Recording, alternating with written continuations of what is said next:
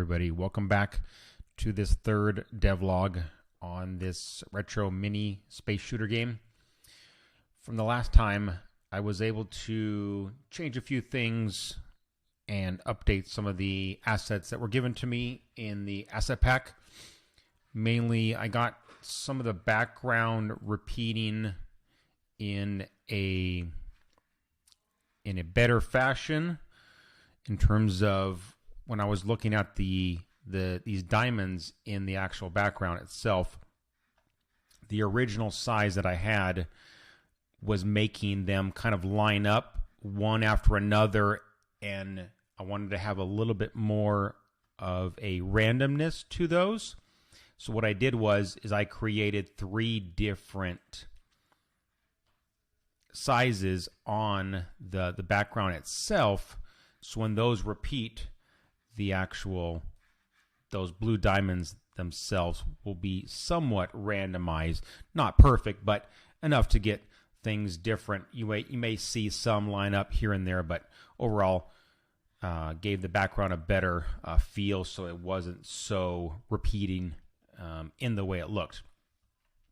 The next thing I fixed was some of the animation on those enemies. After I looked at the graphics again and I went back through the animator, I noticed that I had them backwards. So I re-engineered the animation to mimic what the artist had in mind for them. And so they actually look pretty much identical to what the original artist had created in their animation. So I'm happy with them. And in this next milestone, I have set up a way to have them shoot at me, the player.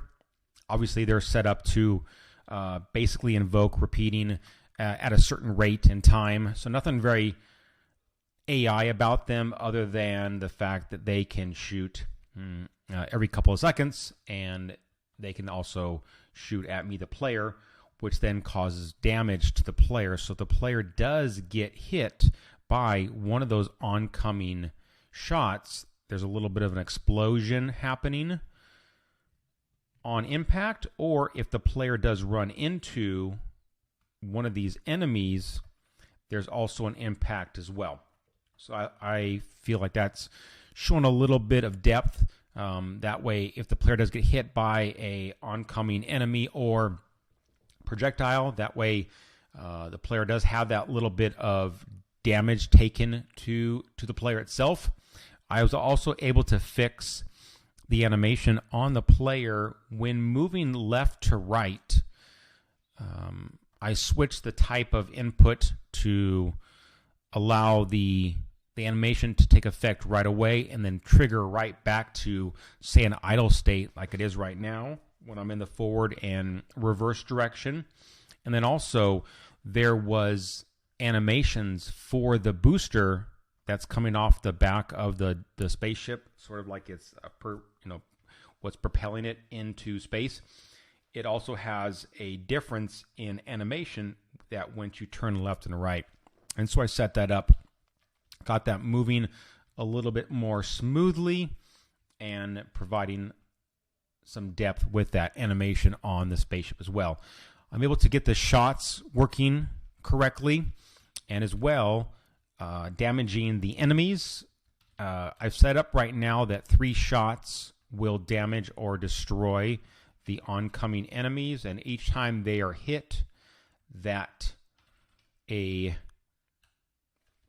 explosion happens, the same explosion that's happening on the enemy as in the player. And there you see it. I also set my health to, say, 10, and that way right now the player has been destroyed, but all the other objects are still moving, and that's going to be a new fix on the previous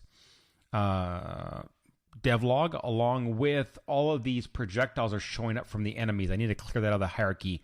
That's not what we should have here. We shouldn't have all these enemy projectiles running. So that's going to be something to clean up on the next video. So let me go ahead and add a play mode here, and let's get back into play mode.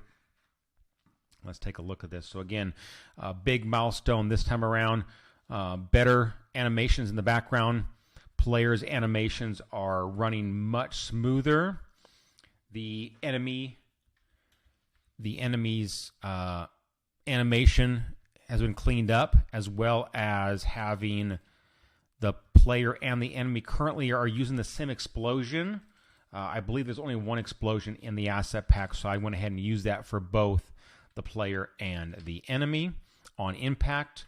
So if the player does get hit by an enemy or the projectile, it will damage them, and then we're all set up. So both enemy and player have health systems on there. Now, no UI. That's going to be in the next step. Once I fix some of these bugs and or hierarchy problems with the objects just not being deleted, we'll clean that up. But we'll also look at introducing some UI elements along with some sound and maybe a theme song as well.